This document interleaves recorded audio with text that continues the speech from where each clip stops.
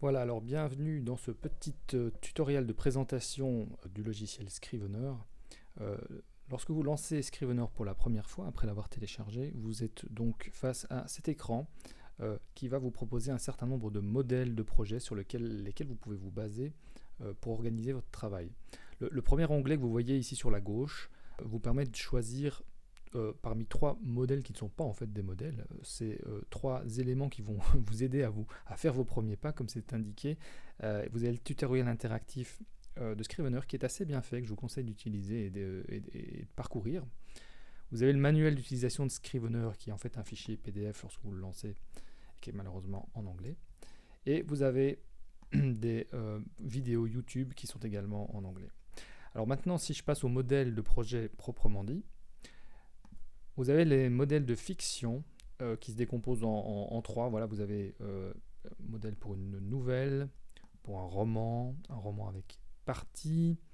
Vous avez des modèles de non-fiction, donc ce type essai, manuel scolaire, sur lesquels vous pouvez vous baser. Vous avez des modèles d'écriture de script, pièces de théâtre, pièces, scénario de BD.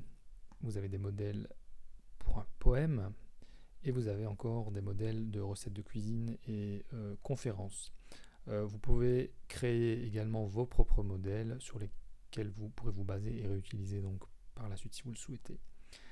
Alors vous avez le modèle vide qui est celui que je vais vous présenter maintenant et qui forcément par définition est assez neutre.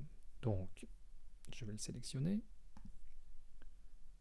Et là, vous voyez que Scrivener me demande où est-ce que je veux enregistrer mon projet. C'est assez important parce qu'il faut savoir que Scrivener sauvegarde votre travail toutes les 2 secondes lorsque vous arrêtez de bouger, de travailler.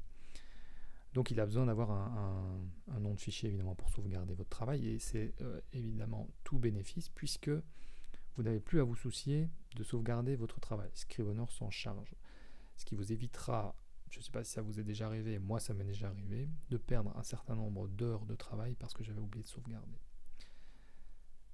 Donc il faut choisir un titre. Là je vais en prendre un. Voilà, je sauvegarde sur mon desktop, je crée. Et voilà ce que ça donne. Voilà l'interface du logiciel Scrivener. Et on peut voir que c'est assez touffu. Enfin, il y a beaucoup de choses, il y a vraiment beaucoup d'éléments. Je reviendrai dans une seconde vidéo sur les différents éléments pour vous les présenter un par un.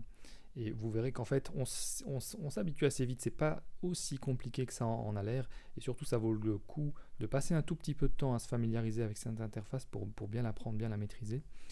Parce qu'une fois que c'est fait, on peut vraiment tirer parti de la puissance de Scrivener.